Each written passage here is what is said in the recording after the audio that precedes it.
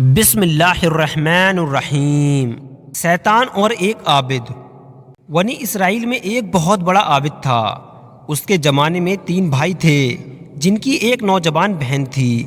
اتفاقاً تینوں بھائیوں کو کہیں لڑائی پہ جانا پڑا۔ ان کو کوئی ایسا شخص نظر نہ آیا جس کے پاس اپنی بہن کو چھوڑ کر جائیں اور اس پر بھروسہ کریں، لہٰذا تینوں بھائیوں نے اس امر پر اتفاق کر لیا کہ بہن کو عابد کے سپرد کر جائیں۔ وہ عابد ان کی نظر میں تمام بنی اسرائیل میں پرہیزگار تھا۔ چنانچہ وہ بہن کو لے کر اس عابد کے پاس آئے اور درخواست کی، ہماری بہن آپ کے سائے عطیفت میں رہے۔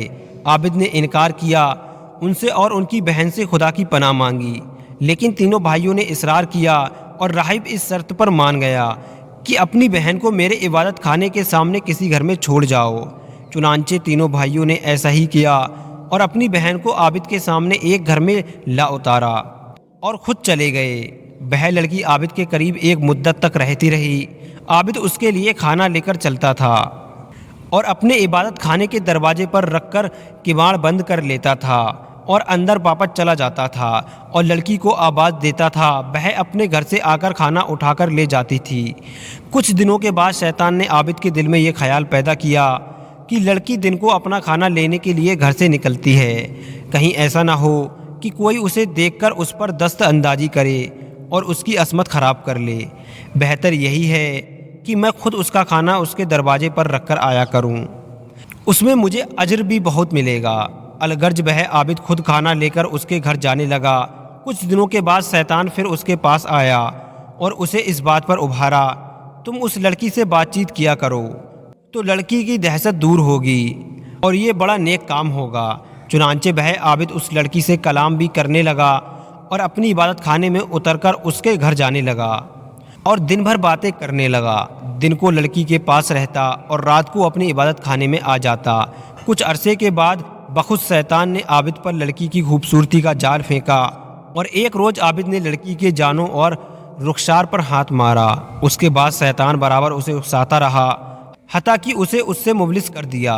لڑکی نے ایک لڑکا جنا۔ پھر شیطان عابد کے پاس آیا اور کہنے لگا، اگر لڑکی کے بھائی آ گئے تو تم کیا کرو گے؟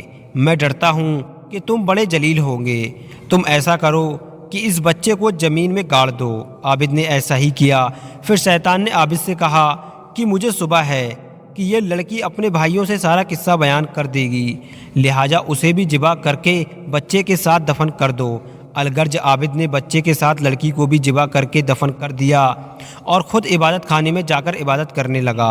ایک مدت کے بعد لڑکی کے بھائی واپس آئے اور عابد سے اپنی بہن کا حال پوچھا تو عابد نے کہا بہن مر گئی ہے، اور قبرستان میں انہیں لے جا کر ایک قبر دکھا دی اور کہا یہ تمہاری بہن کی قبر ہے، اس پر فاتحہ پڑھو۔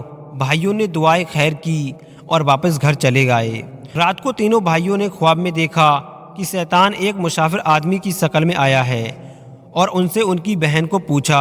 انہوں نے اس کے مرنے کی خبر دی تو شیطان نے تینوں سے کہا، نہیں ایسا نہیں، بلکہ اس عابد نے تمہاری بہن کی عزت کو لوٹا اور اس سے بچہ پیدا ہوا جسے عابد نے مار ڈالا اور تمہاری بہن کو ذبح کر ڈالا اور دونوں کو دفن کر دیا۔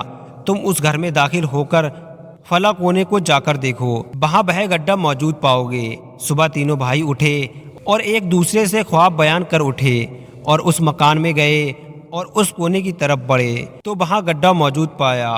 خدا تو دونوں لاشیں نکل آئیں۔ اس کے بعد وہ عابد کے پاس آئے۔